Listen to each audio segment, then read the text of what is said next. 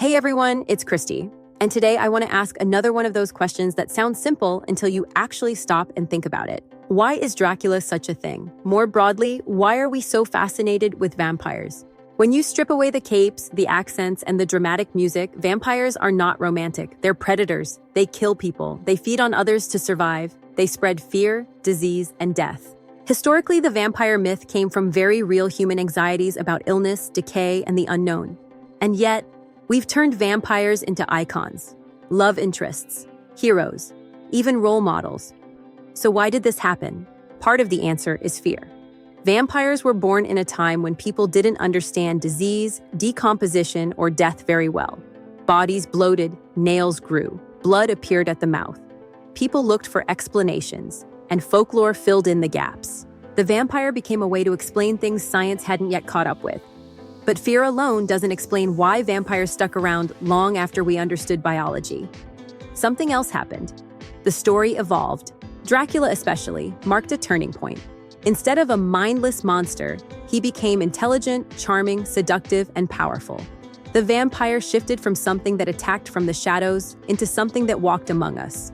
Immortal, confident, unbound by normal human limits.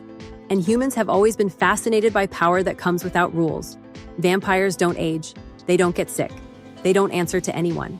In a strange way, they represent freedom from the things we fear most: time, weakness, and death.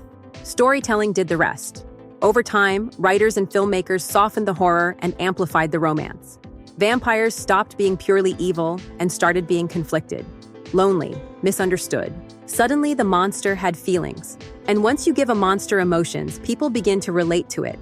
Vampires became a mirror for human struggles: desire, temptation, morality, addiction, immortality versus loneliness. The blood drinking became symbolic instead of literal. Dangerous, but intimate. Forbidden, but alluring. There's also the distance factor again. Just like pirates, vampires are safely removed from reality. No one expects to meet Dracula at the grocery store. That distance allows us to explore dark themes without real-world consequences. We can enjoy the danger because it can't actually touch us. Vampires become safe darkness, a way to flirt with fear, immortality, and rebellion without paying the price. So maybe the real question isn't why Dracula is a thing. Maybe it's why humans keep reshaping monsters into something beautiful. Why we turn predators into poetry. Why we're drawn to stories that let us imagine escaping our limits, even if the cost would be terrifying in real life. Vampires aren't about blood. They're about desire, power, and the eternal human wish to live forever without consequences. And that might be the real reason Dracula refuses to stay in his coffin. If this made you think, I'd love to hear your take. Drop a comment and tell me why you think vampires still fascinate us.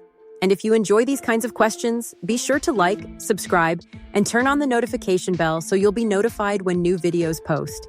And as always, thanks for sitting by the campfire with me.